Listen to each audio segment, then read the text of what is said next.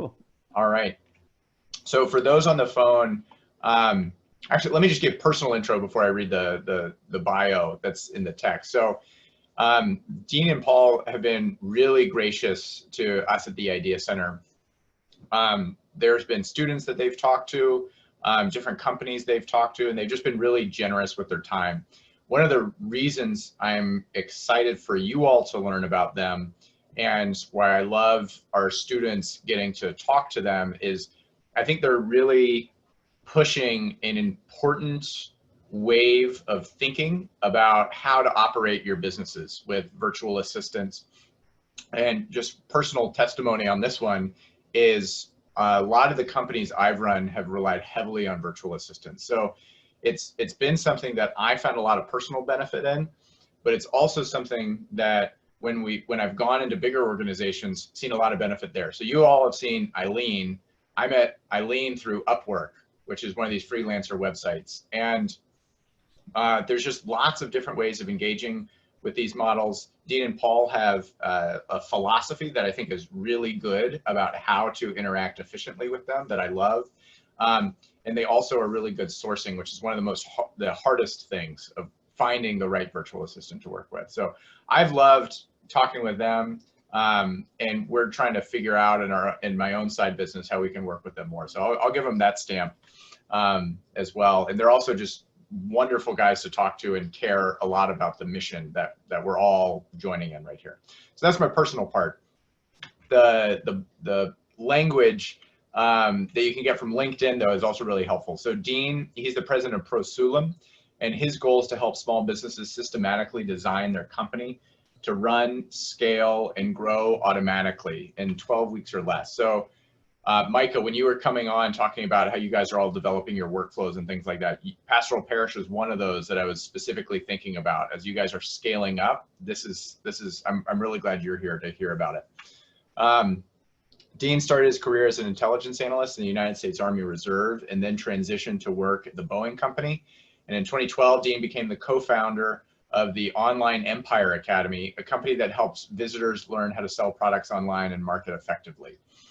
Paul is obsessed with entrepreneurship, productivity, and meaningful work, and you'll see this in any email exchange you have with them too. And both Dean and Paul, this comes out in their normal language, which is really nice.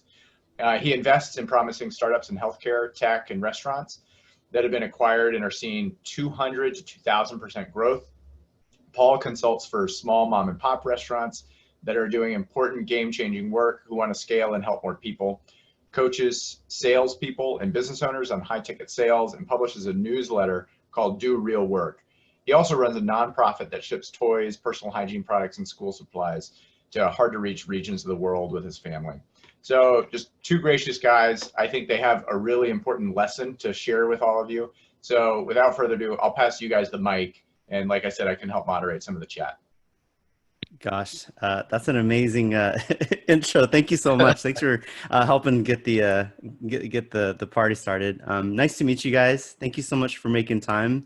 As you'll see through the presentation, that time is really important to us, and so we really appreciate it. And our goal today is to share our things that we've learned along the way and things that we share with our clients and people, anybody who will listen about how to make the most of their time, how to steward not just, of course, God's money, but also God's time as well. And so, and just let you know, Dean and I have teamed up. I actually was a client of Dean's for 5 years before I just realized that there's just so much more value that I feel, as a small business owner, I was using Dean's service for 5 years, and it was actually my best kept secret. And of course, it helped me run a pretty large organization. I currently lead a $20 million restaurant company, also do consulting as well. And we also do the nonprofit work that John mentioned. And I took satisfaction from people who were just like, how do you do all that stuff? And so I just realized that just like the Bible says, you shouldn't be keeping your heart of ministry like under inside of a bowl or hidden, right? So I decided to team up with Dean, and we started doing a lot of talks at WeWork, some other co-working spaces. And I think our main mission, what we've discovered, was that we want to be able to give small startups and companies an edge, be able to make tools and resources available to the up and coming company. Like all these big tools that all the large billion-dollar public companies have, we want to be able to make it accessible to small businesses. So we put together a small presentation that I hope you'll get a lot of value from. Please leave it, I see the question and answer box, so feel free to ask questions away. We'd love to make sure this is as relevant and impactful for you as possible. So gosh, you've already made my introduction, John. Thank you so much. I'm just going to cut that part out and just hand it over to Dean, if that's cool. Dean, are you able to share your screen? Dean, you're on mute if you're speaking. I knew that was going to happen. I'm like, I'm going to mute myself just in case. And I do that every time. It's all good. So let me share my screen real quick. Cool. Are you able to see that? Yep, coming through. Awesome. Cool. So let me do present mode. Cool. So thank you so much, John, for the introduction. And thank you so much, Paul, too. I'm so excited to get to your section of this because Paul gets kind of the best of both worlds, which we'll talk about. Mine's much more on the lifestyle type business, keeping things really, really small and tight. And Paul is like, he does some pretty crazy stuff with all his restaurants in Southern California and all his consulting. So, all right. So we're going to start talking about how to systemize your business in 5 minutes a day. This is a presentation that we've given to WeWork all over Southern California. People get a lot of value out of it, and hopefully, if you have any idea about systems at all, it's going to make you even more excited. If you have no clue what systems are or automation or processes, it's going to be pretty exciting for you because it's going to completely revolutionize the way that you think about your business, as well as what you think about how you interact with your team and how you interact with hopefully a virtual assistant. We call them virtual systems architects, which we'll talk about later. So these are our core four. The core four values that we have. First is we always conceptualize, like, why are we doing this? Then we systemize.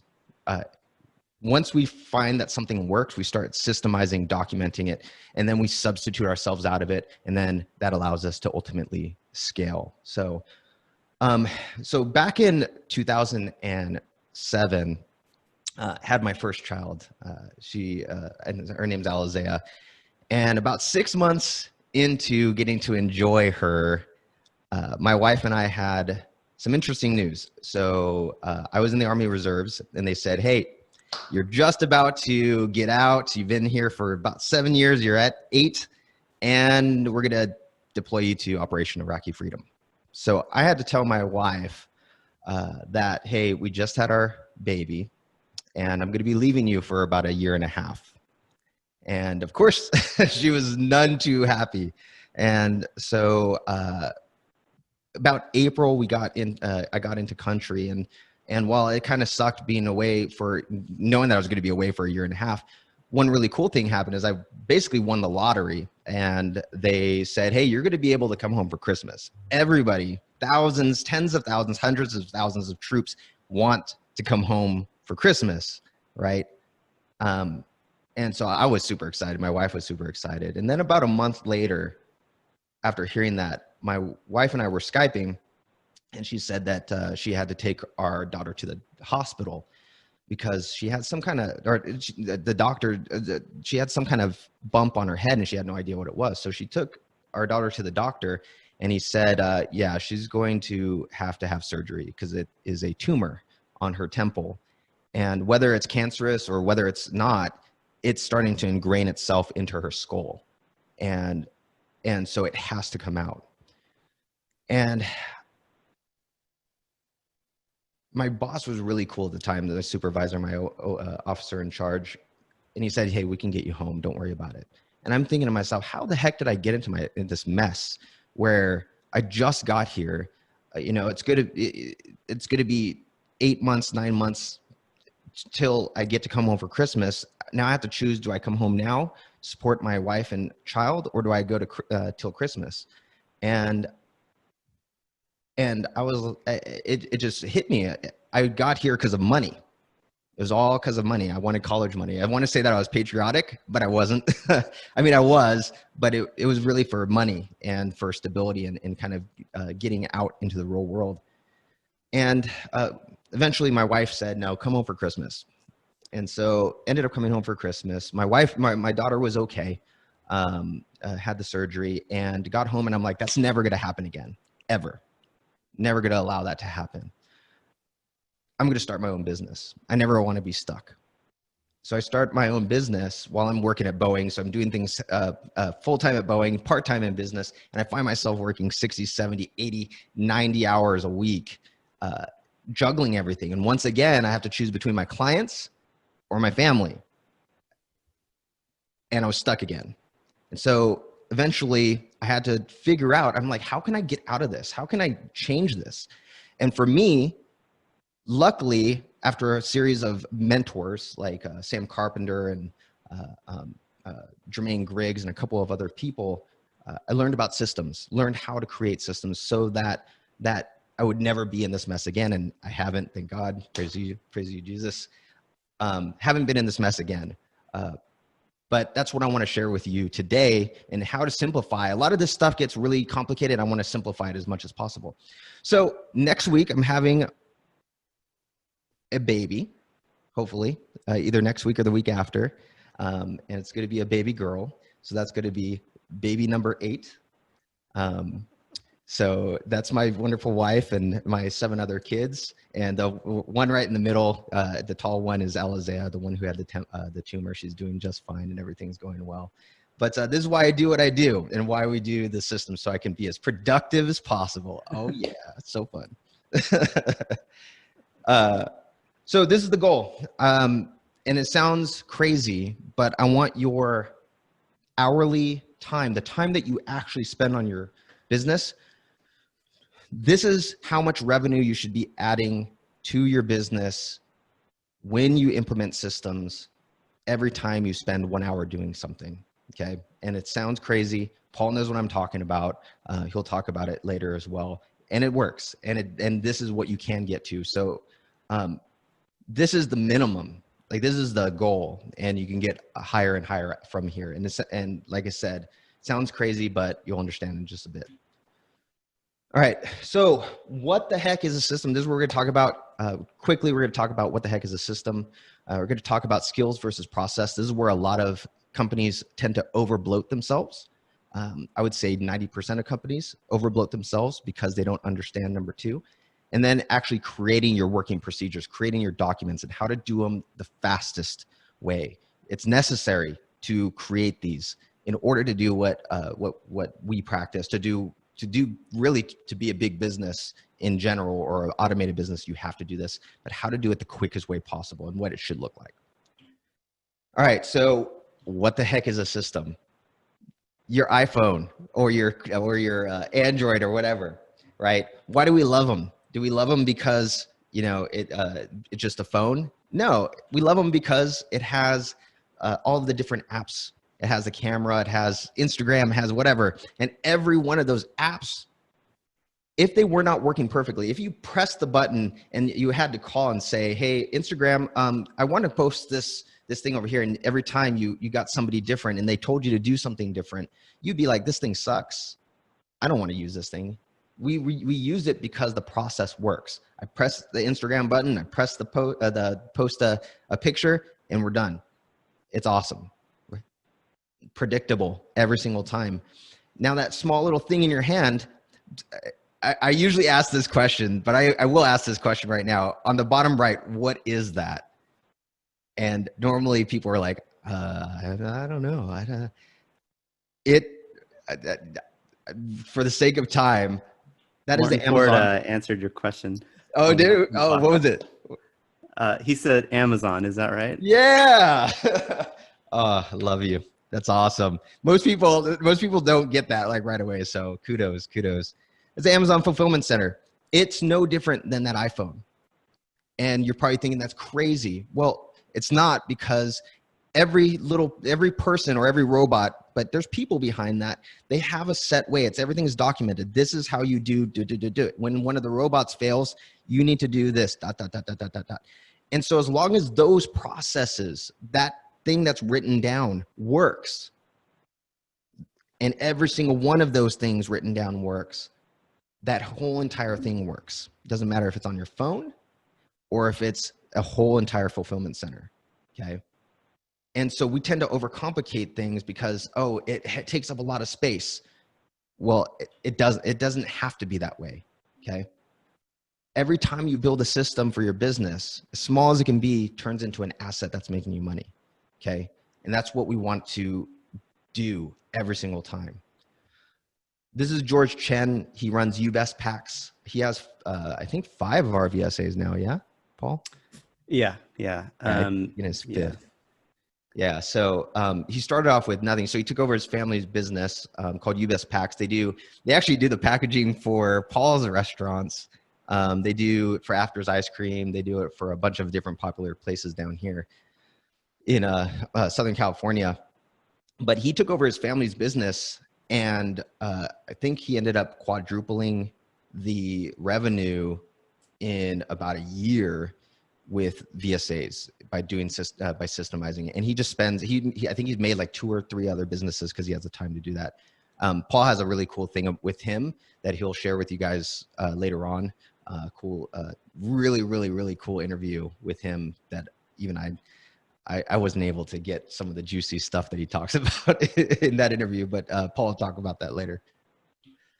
So next is skills versus systems. Okay. What's the difference?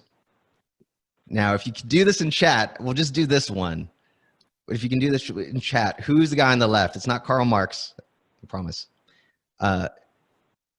Who's the guy on the left? Any guesses?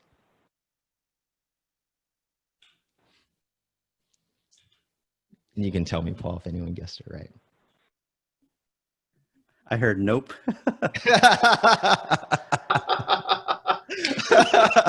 Okay, good. Is no one right? No one ever gets it. No one gets it. Just nope. That's great. More I know. I have no ideas. That's great. So yeah, no worries. In one of our talks, someone said it was the Quaker Oats guy. Yeah. So that's Claude Monet. So amazing painter, landscape artist, very, very creative. One of his Monet, like original Monet, goes for like $1 million plus, like the original.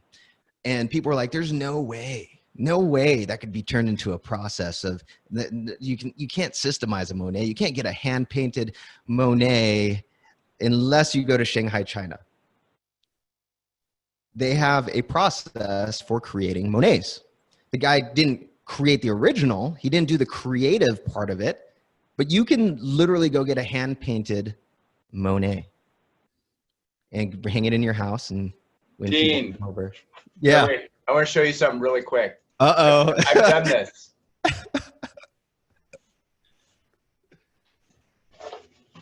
Yeah, see? You should have got it from my supplier, though. Thanks. No, just kidding. If you got one, I want them. This was a little expensive. Oh my gosh, this is the best day ever. Thanks so much, John. That was awesome. But yeah, so it's skill on the left and process and system on the right. And John is a testament to that. And to be able to have his people come over and he can proudly say, I have a hand-painted Monet or a hand-painted whatever that artist is. It's pretty amazing, right? So, that goes with everything in business. Same thing on the left. Left over there, you're probably thinking, who the heck are those? They're secretaries, so on. Those are the same thing that's on the right, actually. These are computers.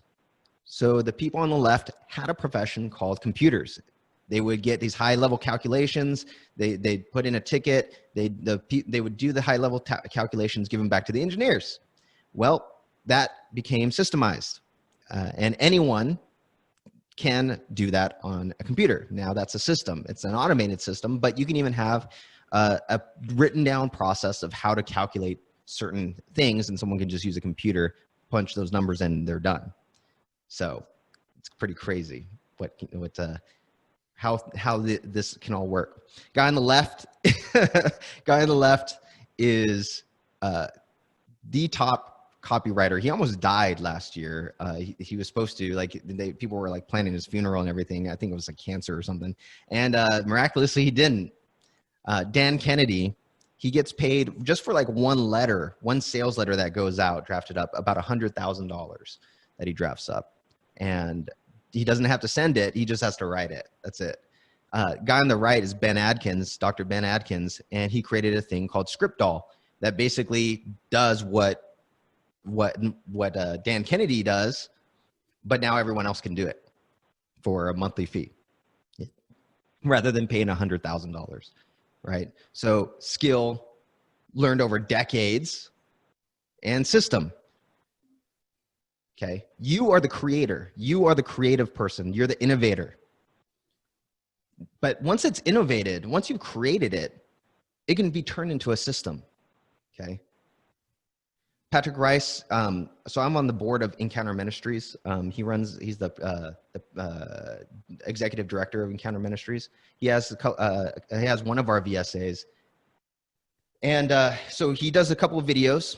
This is what VSAs do. You do a 5-minute video, 10-minute video, documents it all. So he had one guy named Nico who he sent a bunch of videos on how to do stuff. Nico then like outdid all of his other employees. And then he's like, well, I'll just keep them accountable, check all their tasks and everything. And Nico now is like the project manager of all of the employees who are here in Encounter Ministry. But it all was because of these systems. Really cool nonprofit.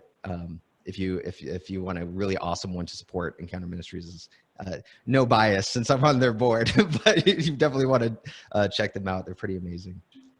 All right. So the biggest thing is auditing your business tax. What are actual systems? You want to make it to where if an investor is going to buy your business, like, are they going to buy a job or a business? These are things that you should not be doing. One employee should be able to do all these things. So bookkeeping, lead generation, copywriting, email marketing, webinar.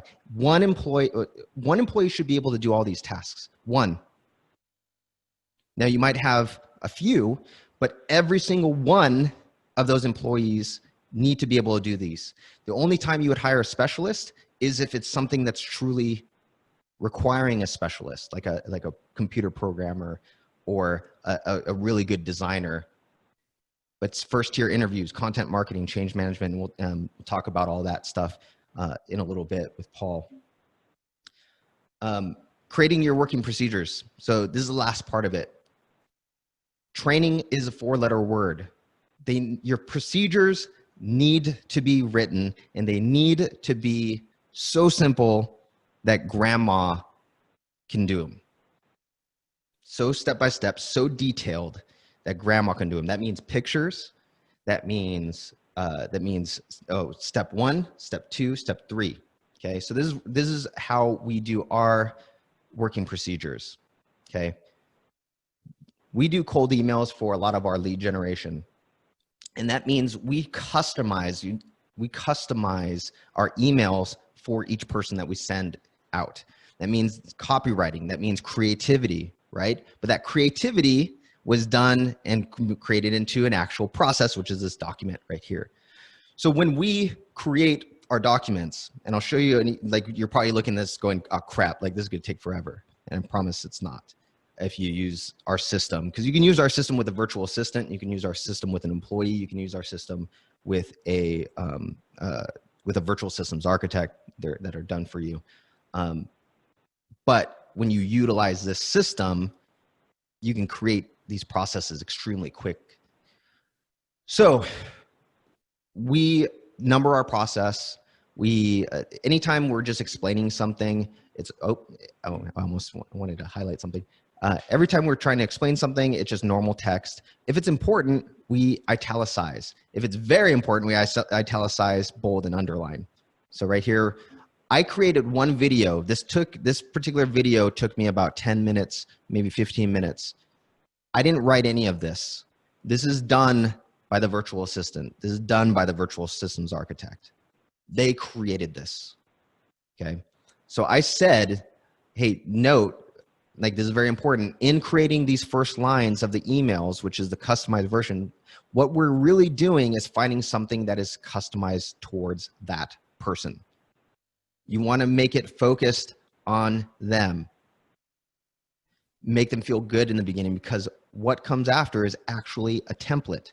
So the first lines are what actually allows us to break the ice in the beginning. I said that in the email. And now my culture, the way that I want these emails to go out, the way that I want these first lines is there. So every time they're doing this, they know, I tell them, don't say I in the beginning. As we go down this whole thing, don't say I in the beginning. You want to go find a piece of their content and say was. And it sounds weird, but I can say, hi, John.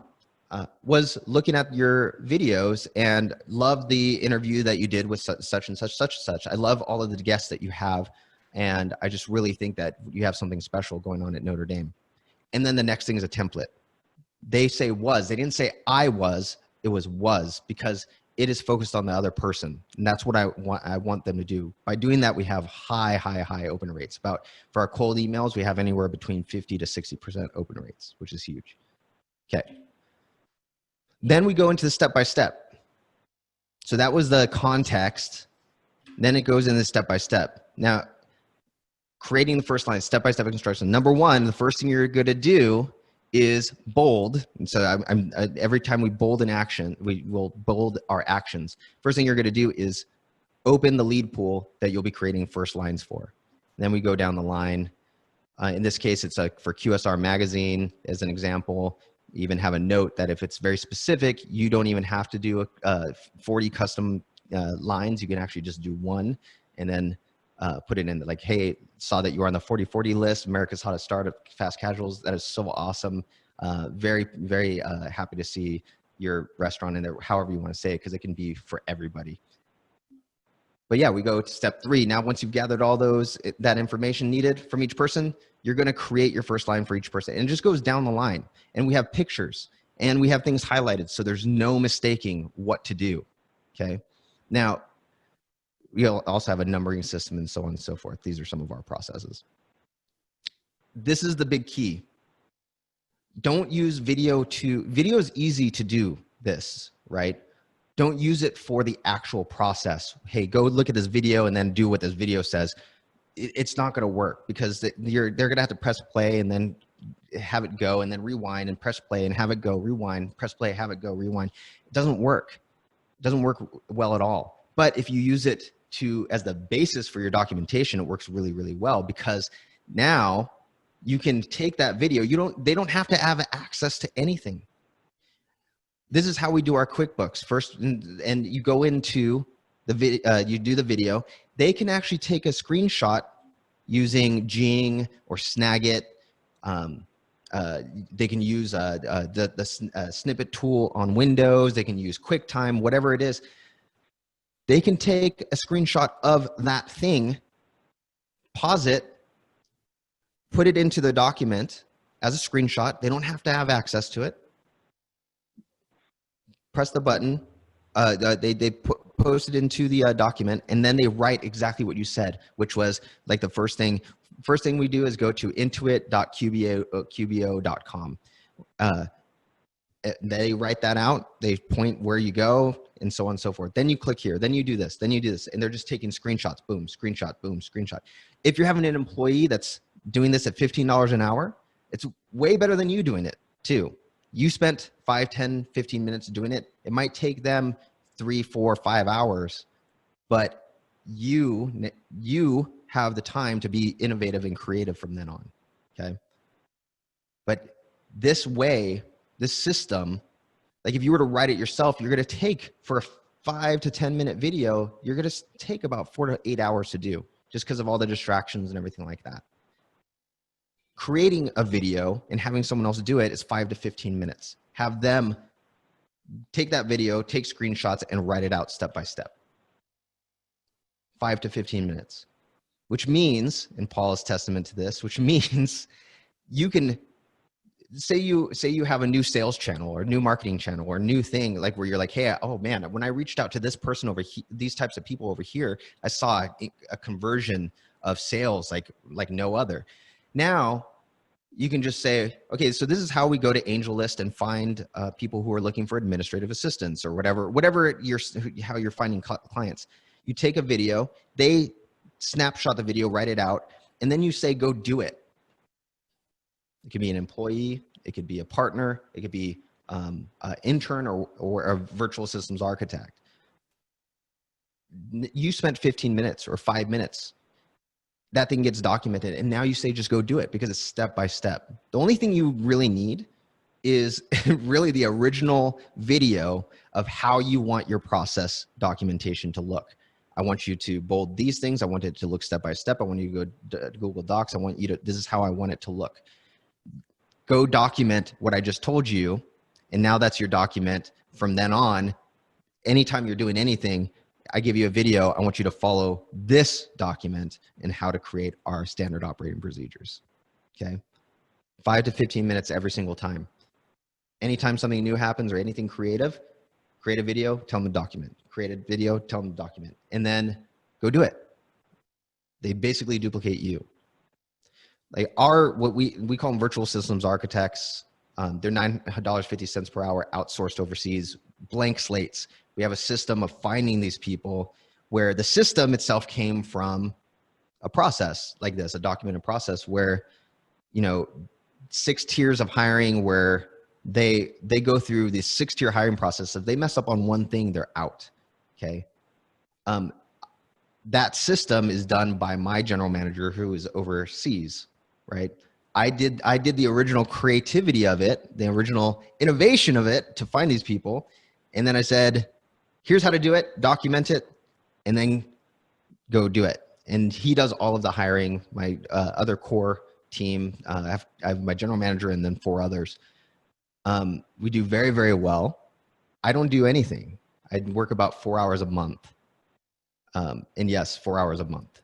If I wanted to, I actually enjoy stuff. I'm actually doing some AI stuff, but that's the goal.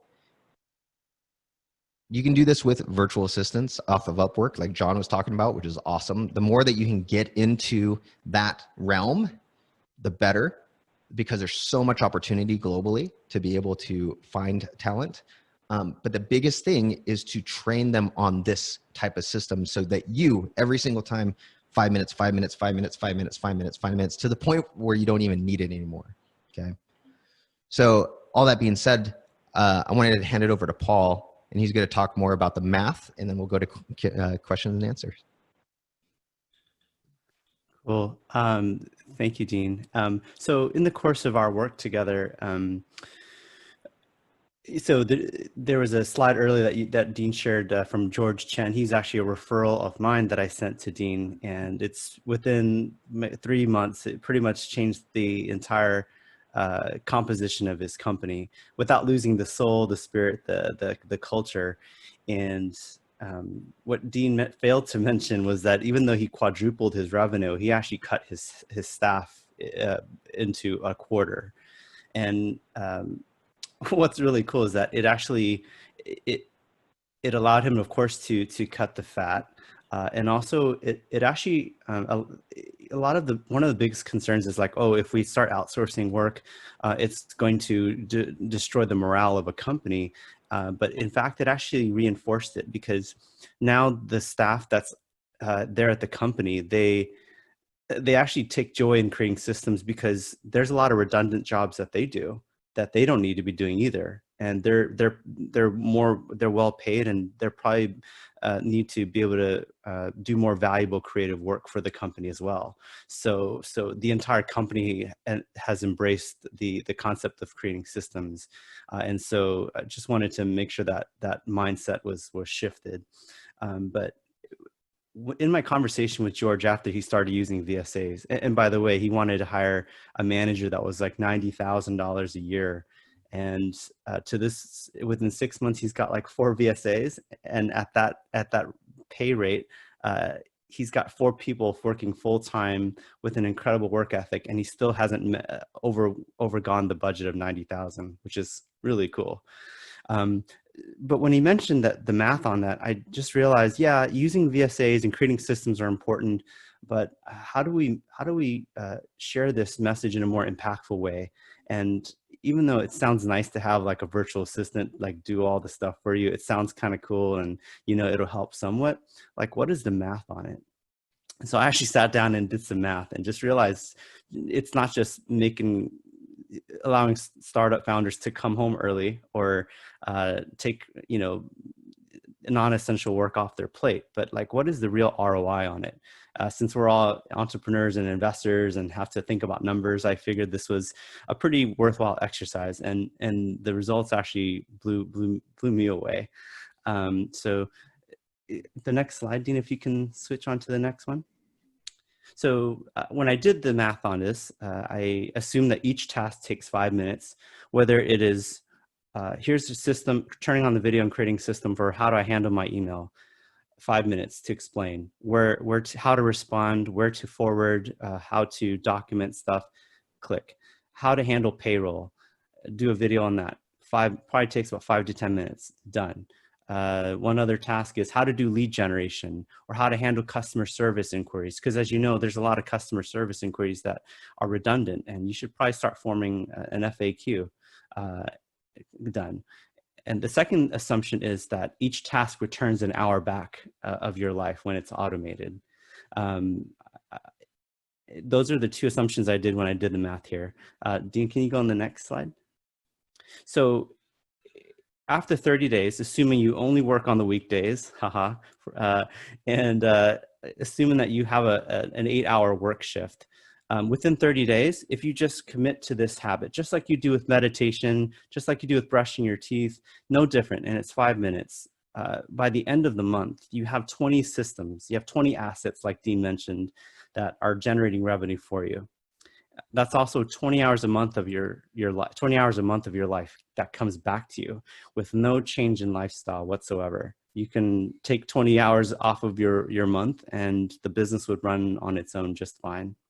Of course, 30 days of freed up time as well at the year, which means that, if you just did that 30-day habit, you pretty much get to go on vacation for a month, or you get to spend a month doing other more meaningful, high ROI, more creative R&D stuff to make your company even more valuable, or to actually spend time with the family and not feel like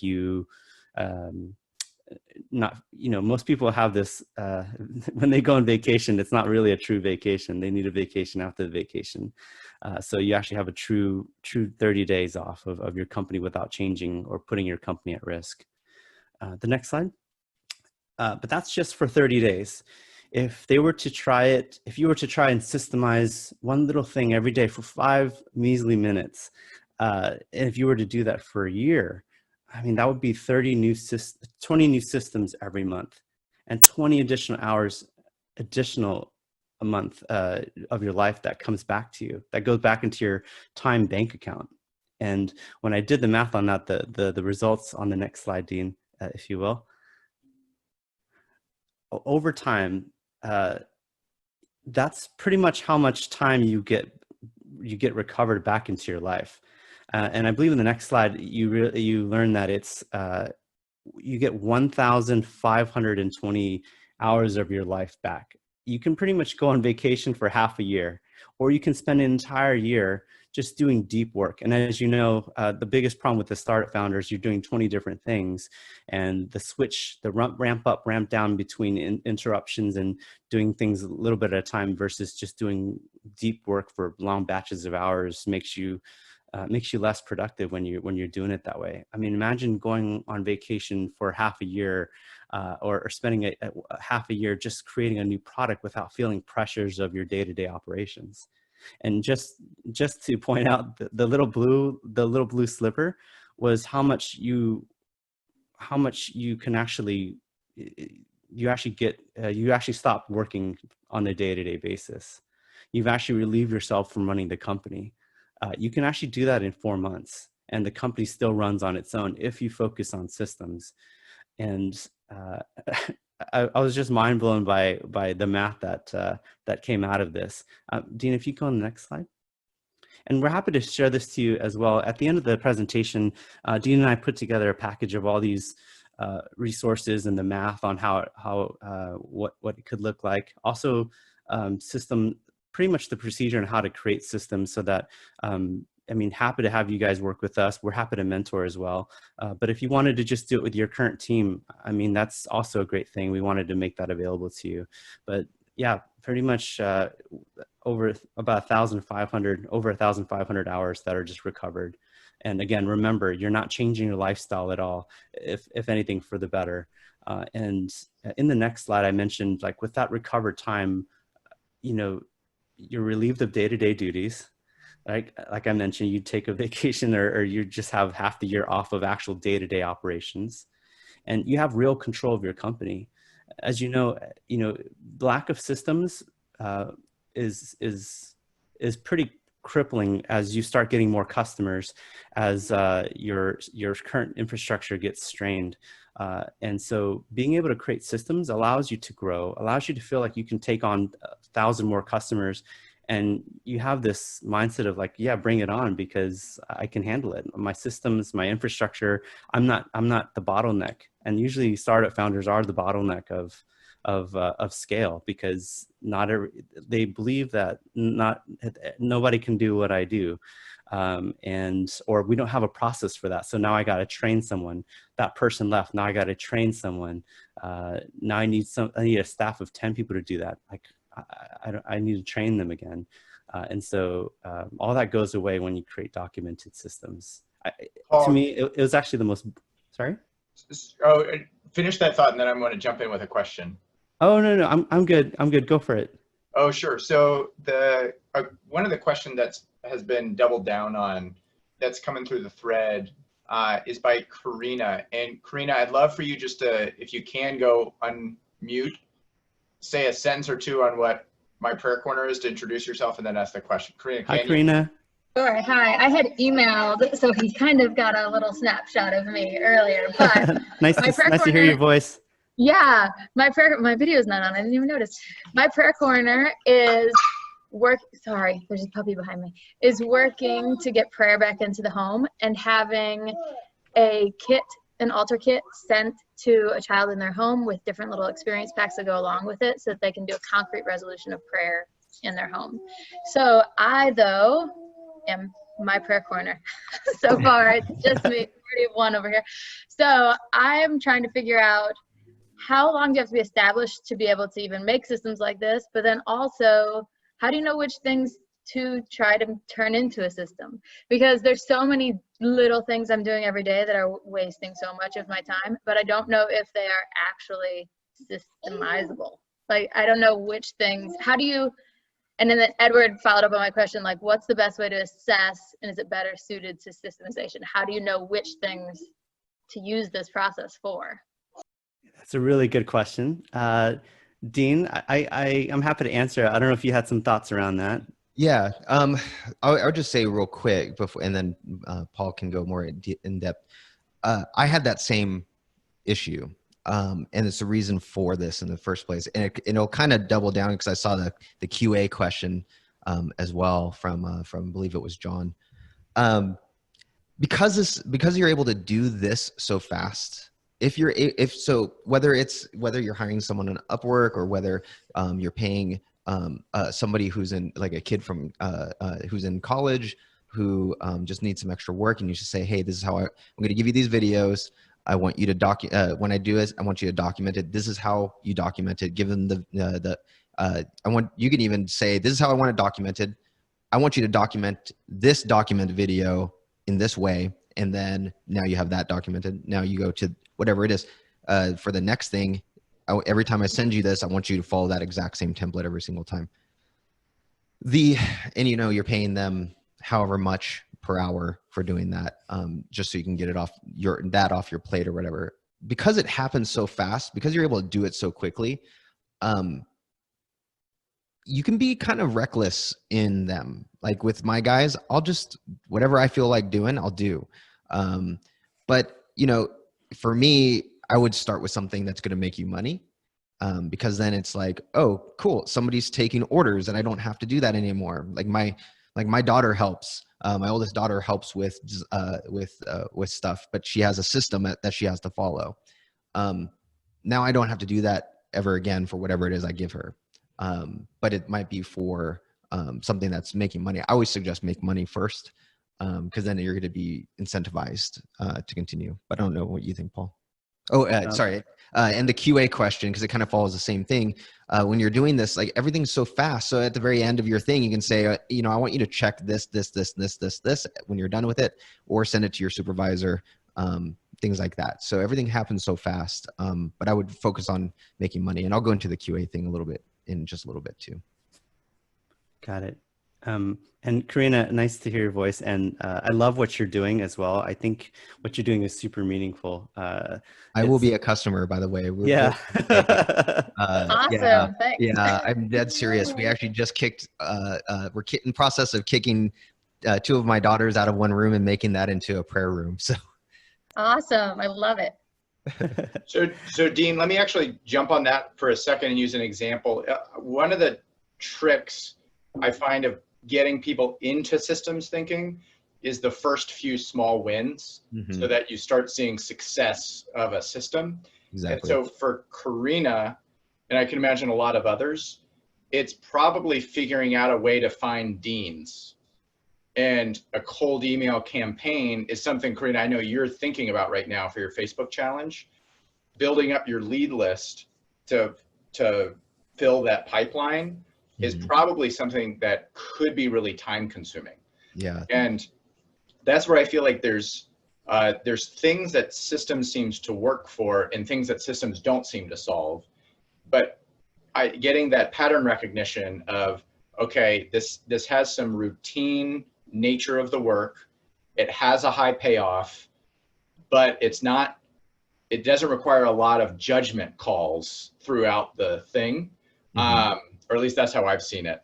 And I feel like how my mind is triggered for it. So when I start recognizing those processes, then you start building the reflex of, okay, this is a process for a system or something along those lines.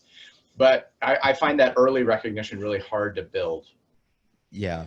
Yeah. So like when you do get those first, I agree. It's definitely the first wins. Like in that case, like the first thing that I think of is one of 2 things, either creating a system, like you said, for getting leads. In my head, I'm thinking, you know, really strong Catholic nonprofits or ministries that are active, where, you know, you can what I would do, because I have a podcast, is I would invite them to my podcast, invite someone from my podcast and interview them. Now I'm building rapport with them, and then I can also tell them what I'm doing.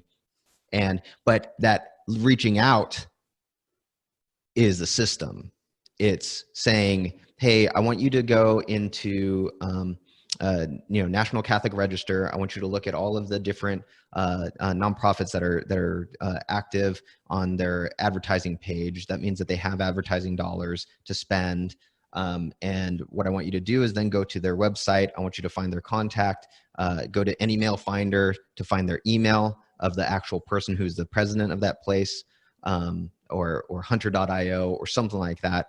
And then I want you to put it into an Excel spreadsheet, up. And I also want you to have a line on there where you're taking like a custom thing. I saw your whatever, and I really loved it, whatever. And just do that for as many people as you can. And then go to our Sunday visitor, and then go here, and then so you just have a list of people. And when that's done, I want you to go and invite them onto my podcast. And this is how you do it. Or I want you to reach out via email, and this is how I want you to do it. Or I want you to call them, and this is how you do it. If that makes sense. There was another, Martin, it sounds like you have a nerdy comment and a question, which I'm sure will be appreciated by these dorks. Oh, So man. Martin, Could you do the same thing? Just say a little bit about what you're working on, especially geographically. I think they would love that. Sure. So I'm starting a house of discernment. You could call it Catholic co-living and co-working space in San Francisco. Nice. Oh, right on. So first, my nerdy comment. So Dean said something that really resonated with me earlier. That's not directly related to systems. You said that when you have a cold letter, a cold call or cold letter, you always start with was instead of I. And what that made me think of is, so in the Catholic Mass, in the old translation of Eucharistic Prayer 1, it used to be, "We come to you, Father, with praise and thanksgiving." It started with "we." But they discerned that was actually a very bad translation of the Latin, because the Latin is "te igitur clementissime pater per Iesum Christum." It starts with "you." "You, merciful Father, do we come." And I always thought that was really interesting, because it's such a little change that most people would think is insignificant, but it really alters like how we pray. We start with God. So I just thought that was really cool what you said. It was like that was a connection. Okay. So I love it. That's the nerdy comment. But my question is actually, years ago in a previous life, I used to run a company out of San Francisco, and we actually used I don't think they exist anymore, but it used to be called Odesk. And they merged with Elance, and they turned into Upwork. I see. Okay, I've heard of Upwork. So that's what they did. They merged. So and then we also use a company called Influx. And so that experience taught me how to document things, but maybe not well. I had a problem. My problem was that, well, two problems actually. The first problem was that my system went out of control. It was just so much. And I want to know, is there a system to controlling systems to prevent them from going out of control? Yeah. And Let me answer that real quick, Please, because it kind of goes along with the QA question that came up too. So when you do it this way, when you use video, like I said, it's so fast, and as long as it's documented, that then you're having people document it, it's no skin off your back. And so it turns into, speaking of nerdy, it turns into a very similar thing to coding. So if you've done any type of coding whatsoever, you can put different fail safes. So in the way that I do it, so like with Q&A, or sorry, with quality assurance QA, you can say like, so for example, Paul has a managing payroll and where things could go wrong very quickly. But if you have something at the end where you say, as you're doing the video, you're saying, okay, so if you don't understand this, or if you have anything that comes up where it's not following the system, please let your supervisor know. And I always say supervisor because it could be me, but it could be also, I always want it to be where if I get another manager, or I get another account manager or whatever, they go to them first, and then the account manager will come up to the general manager, and so on and so forth. Let them know. And so the process stops. If something comes up, the process stops. It's almost like a termination of a code. If something doesn't reconcile, if this is not reconciling, do not do such and such. So you have that at the end, and you have them testing all these different, or doing all these things at the very end for QA or for quality assurance. And when they see something is not right, and you actually can show them it should look like this, they break the code and they contact, just like a code, like a piece of program software lets the administrator know, hey, something's up, what the heck's up.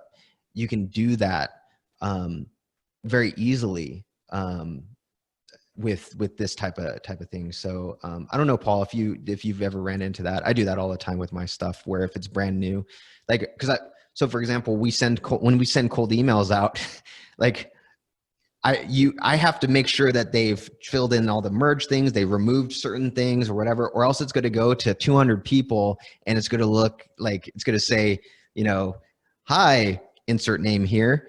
And I've had that happen before I did all these systems. And so doing that quality control check, they can say, hey, I don't know what this merge field is. Can you let me know? because you put that as a quality thing. If you don't know what something is, contact me or contact your supervisor. I don't know if Paul, if you have something on that. No, I mean, as long as it answers your question, Martin, that's pretty on point. And every time there's something like that that happens, at least in my world, usually I just say, every time I answer their question or I help them fill in the blanks with some kind of, code, usually I say at the end, please add that to the process document. So that way the process document is always live and always updated and if it's easier when you just do it in little bits and pieces. And what's cool is that sometimes it's just a matter of me just hopping back on the video, pressing record and saying, hey, I want to update this process, or I need you to add to this process here, or replace this vendor with that vendor, or we're switching technologies. And so instead of going here, you need to go there. Please update the process. And then I end the recording and the VSA pretty much updates it for me. So that's the beauty, because another problem that Dean and I have come across is, you can create systems and then, with the fast changing technology and also the fast growth of your company, you change vendors all the time. You change processes all the time. The systems, if it was a tangible thing, it would start collecting dust, right? But for us, because we do video to instruct and have the written stuff to be executed upon, our document is always updated, which is really cool. So hopefully that answers the question. All right, guys, we're at time right now. Dean and Paul, thank you guys so much for doing this. And I don't know if you have any interest. What we typically do is just allow people to debrief and they react to what affected them in this. So that helps guide our own note-taking system. So they'll all get a one-pager summary of it. I don't know if you'd be willing to share the document as well, but this all goes into a knowledge library that they have, the video and then the note sheet and then any related documents. But we'd welcome your participation if you just want to sit back and hear what inspired people from the call. Absolutely. Yeah, for sure. I don't, one thing you could do to just, cause I wanted to share this. I've probably so this cleaning? Yeah, this is cleaning. So this is how to do zone 3, which is our dining room and kitchen. Zone 4 is outside with the chickens, and so on and so forth. Because you're doing video, you can take your iPhone and have like actually your house systemized as well. So wet the paper towel under the faucet. Squeeze the paper towel, and I'm no joke. Like when my mother-in-law comes, when my mother-in-law comes, I have a binder and I just say, "This is for zone 1, 2, 3. Here you go." I think my prayer corner just changed. Hey, Dean, thank you, John. And Dean, if you don't mind leaving that one last slide up, I just wanted to let you guys know that there were a lot of questions that were sent to us. And if you guys just shoot us a quick email, or if you like, John, I don't know if you have an email list of all the attendees, but we wanted to answer all those questions. Okay. And we also wanted to share a couple of resources, including some case studies, because we've used systems and we've used VSAs for a couple of our clients who are Inc. 5000 companies. There are companies that have gone public they were just mom and pop and they went public through a lot of systemizing and using VSAs. Also the math on using systems. We wanted to put together like a package for everybody, and we can either give it to you, John, to distribute, or they can email Paul at ProSulum, and happy to send that same package too. And I know there's a lot of questions that, including Karina, thank you so much for sending those really good, insightful questions. I think it'll help others. We wanted to answer all those questions and share them, distribute with the team too. So just want to let you know that. I would love that package. I'm happy to distribute. I'll also just share your email in case they have ad hoc questions unrelated to just this package, if that's okay. Cool. Absolutely. And we drink the Kool-Aid. We honestly, throughout the entire day, I'm just doing stuff in my garden with my animals and spending time with the family and stuff. So if you ever want to reach out to either Paul or me, we're always free. Obviously I can't spend 8 hours a day chit-chatting, but I'd love to help out in any way. and I can also introduce people to a couple of different Catholic organizations as well. Like Encounter, I think they would love my prayer corner, and as Martin's idea too. So yeah, we're always open to helping out in any way. Perfect. Yeah, I see gratitude on it. All right, guys. So we let people leave for a minute as well if they have to go. I'm seeing people have to sign off right now, so we'll give them a sec. Actually, I have just a fun chat question for you guys, or an observation while we let them filter out. I think learning and innovation can be systematized. So systems seem really good for success scaling, but I think they might also be really good for finding it. So here's an example I was thinking about this morning. I don't know a lot of, Encounter or groups like that. I don't even quite know how to think about finding a lot of those nonprofit funding partners for these teams, but I need to learn it because we're running this accelerator. And one of the things we're thinking about is just, okay, we need to find 3 experts who know a lot about this, turn that into interviews, then turn that into an eventual process. And so that's something I probably haven't thought enough about, just systematizing your own innovation process to get to the system. So not to be meta. Oh, I love it. Because you have the freedom to do, like when you do this do it this way, you have the freedom to do meta type stuff like that. And so, yeah, it's awesome. I love that. I also, I agree with Dean as well. It can be engineered, I go back to that VSA math that I mentioned, being able to free up all your time so that you can focus on innovation, creativity. I mean, that's kind of like a byproduct of systemizing, but being able to quadruple your company or double your company size, that's not something that sounds sexy without any substance. It's truly engineered, it's engineered into it. And so I think of innovation the same way. And as you know, a lot of the creative process, I'd say about 90% of the time of the creative process is truly just the actual execution, the process of work. If you can systemize 90% of that, dude, it's like that 80-20 thing. You just spend 20% of the 20% of the 20% of the 20%, and it's just so much more valuable. So yeah, it can be engineered. Dean's pretty much changed my mind about that on so many levels. So yeah. Very fun. Okay, so the way we do this is I got my Zoom Brady Bunch chart up on my screen. So we do quick sprints of feedback. So I'll just call on people. And all right, Martin, do you mind going first?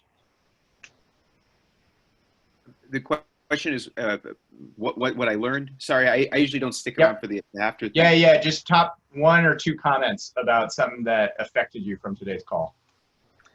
Yeah. So I would say that the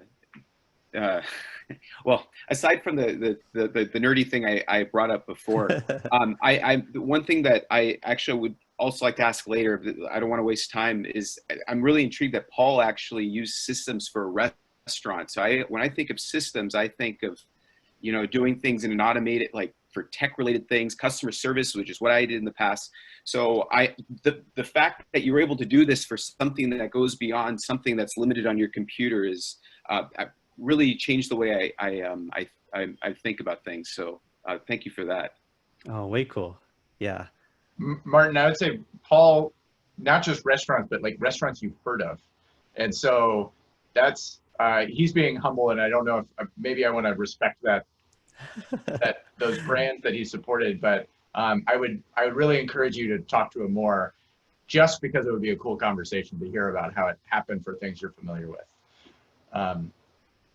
Cool. All right, Paul, are you on or able to hear us? Yeah, I'm here. Sorry, you can't see my video. Dean, I love that you're having a baby next week. Congratulations. I just did my first ever 8-hour drive with my top 5 by myself yesterday. Oh, that's good penance. Yes. So I spent 4 days in Kentucky. I actually got to see Father Josh in person. But anyway, I learned this has been fantastic because, you know, Josh has done a lot of abstracting in code work, which is just, you know, not doing the same thing over and over again. And these are the types of things that I have been trying to study. And I think this is going to be the log out of the log jam, because I have been wanting to do this for my marketing firm and my insurance agency and for Pastoral Parish. And essentially that's what we're doing in Pastoral Parish, is providing systems for pastoral care and sacramental prep inside a parish that doesn't exist right now. So this was brilliant.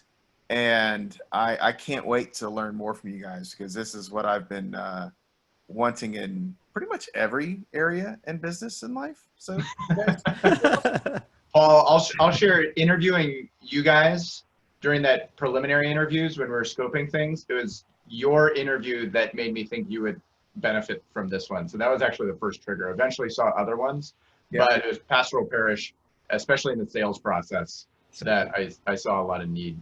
All right, Michael. Thank you, Paul. Thank you. Yeah. So what did I learn? I learned that I'm a log jammer. I think We that all I are. have like, and I came from a place where like there was so much to do, I got overwhelmed, and then I couldn't actually. I was doing development, and there was too much I had my hands in, and it was frustrating. And so I wanted to get out of that with what I'm doing now. And I'm realizing that I think wrong about my creative process, because there are things, even through this phone call, even when you said that you had like a system for email, I was like, gosh, I just thought of that this morning. Like, I hate going through my email, but I never thought of create a system for that, for somebody else to look through, because there are things you could look for. So I'm actually really excited about this, and I'm I want to spend more time thinking about it, but it's, I guess what did I learn is that I need to ask myself the question for everything. What can I do to systematize this? And just, I need to learn more about this. I'm excited about how to do, to try to systematize some of the creative process, because I think I messed up. I had the wrong perspective on the creative process, when there's a lot of the pieces that I know that I could teach somebody else. I mean, again, I'm saying it wrong, teach somebody else to do, systematize it so that that people could bring to the table a lot of the things that I'm looking for. And then I could just look through that. And I could, and in short, what I do is I get YouTube videos, public domain, and I use them as metaphors for dads to show cool videos with their kids, so that they can teach them the faith. And then the primary goal is just for them to spend good time with their kids. And so that it's a fun, interesting video for them. They're learning the faith, they're learning their kids are learning their dad. And so it's like an awesome thing, and I'm super impassioned about it. But I falsely thought that, that I needed to do all that video search. And I was like, you know what, gosh, if I had other people looking and I told them what to look for in videos, and I could just come and say, wow, that's a fantastic video. And then even to turn that into a process and be like, this is the things I want you to look for in the video. And, so I don't know how this will all come together. I'm kind of like, feel like I just drank from a fire hose. And I because there's so much potential in this. I'm very, very excited. And I didn't think that coming in. I thought, oh, this is not going to have anything to help. That's cool. What a blessing. So I'm delighted at your conventional examples, because I can systematize things that I can already think of as conventional. And you talked about non-conventional things. I was like, wow, that's possible too. So I'm psyched, and I'd love to follow up with both of you. Oh, also because I'm a family guy and I love what you're doing. So. Please email us, all of you guys. Please email you. That'd be awesome. Karina. Okay, so I still have a lot to learn, but everything that you said was new to me, or things that you had emailed me, that he had emailed me videos of the answers to my questions. So I got a precursor, little sampling of this to try to chew on a little bit, but I still have no idea what I'm doing. But actually, when you showed that your house cleaning methods were systematized, I was like, wait, this makes sense, because everyone else was talking about and saying things of like, there are 10,000 users, and what do I do with my 10,000 users, and what email do I send them? And I was like, it's just still me. But also when John was saying, I need to figure out how to get the deans, how to be able to systemize a list, something to be able to then get these contacts. It takes a lot of time. I have spent the last like 3 or 4 days, hours and hours and hours, and I have nothing accomplished other than I know what doesn't work because I failed 4 times now. So trying to systemize that to be able to make that go faster would be huge, because then I can really focus on the things that are going to make measurable progress happen, which is what I need. So I'm really excited to see the package of answers for everybody that sent in a question, because I think I can learn from everybody's questions. So Yeah. and any examples, like the house cleaning one, things that like I wouldn't have thought of doing that. Yeah. That would be really helpful for me to see. Yeah, Dean and Paul, I would just say you guys will love. I call Karina the Rocky of the group. She's scrappy and she just wants to go the distance with a lot of this. So That's great. you would love nice. speaking with her. I You'd know love that I know nothing, and I'm not willing to, or I'm willing to be like, I don't know what you're talking about. Please explain all of that to me. So. Oh my gosh. If you don't mind, thank you so much for that. And it just reminds me of an interview I read not long ago. I can't remember her. I think her name was Ayn Rand, but like she's like a philosopher. She's like one of the brightest minds like in the world. And when they asked them, she was interviewed about a certain question, and she just said, you know what? I don't know. And you know, she responded as if it was the most natural thing in the world. And the moment you say you don't know, what's cool is that you open the door to like, I don't know everything. How do I find out the information I need? How do I recruit the help I need? And that's where growth happens. So I embrace I don't know. I've learned so much through this process because I'm pretty good at saying, I have no clue.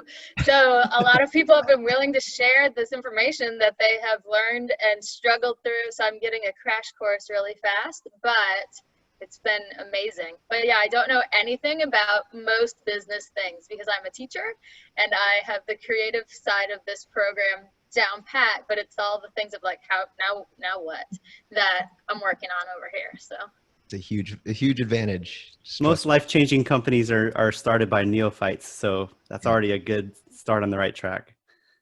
Micah, what's one thing you got out of it?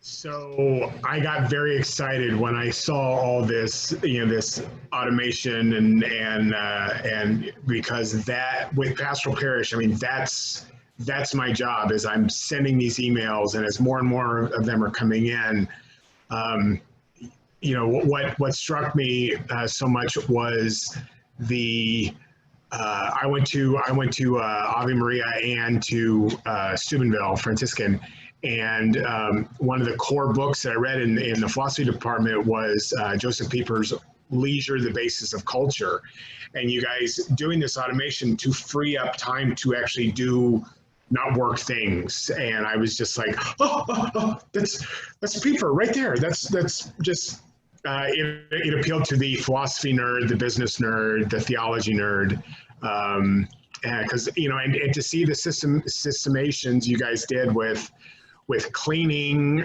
because my background is hospitality management, and I mean I taught people this is how you clean a bathroom, this is how you make a bed, this is how you vacuum a room, and so I got very, very, very excited. That's so cool.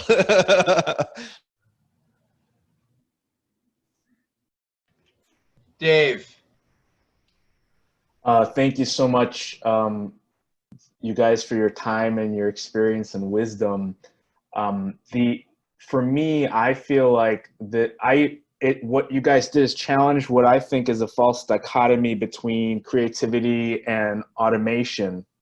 That you're challenging me to see this systems as a way to magnify creativity, right? So I'm a film producer, and the image I kept seeing was of the liturgy and how it's our role in the world to bring creation to orbit around the liturgy and to sanctify it.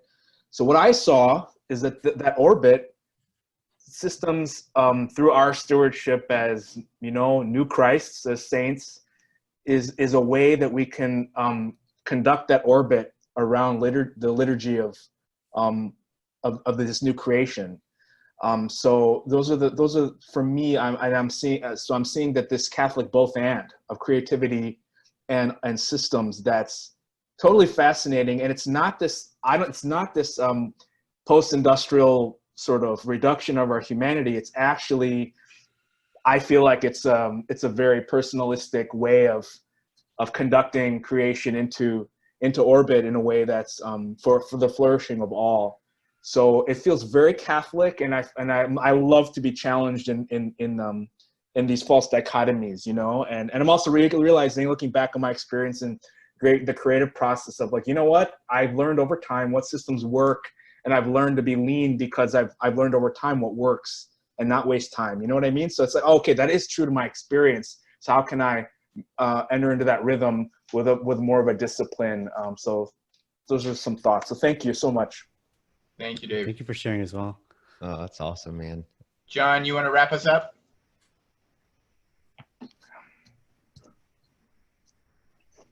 John Cannon, ghosted. All right. Dean and Paul, I'll just conclude. I'm really grateful, and I saw your offer for mentorship, and I have like a note that I wrote down, like, man, I got to catch up with you guys soon. So I have loved all of our engagements. This is no different. I'm looking forward to more.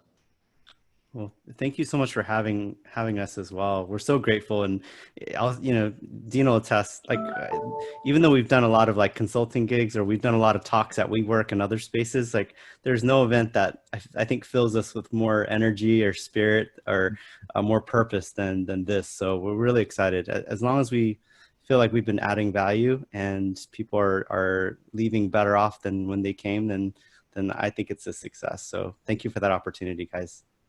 Nice meeting you all as well. I look forward to chatting further too. Wonderful. All right, and I'll let you guys know about demo day to be able to participate in virtual or other. Cool. Looking forward to it. Great. All right. See you guys. All right. Good luck next Thank week. you. Bye, guys. We'll talk soon. See you.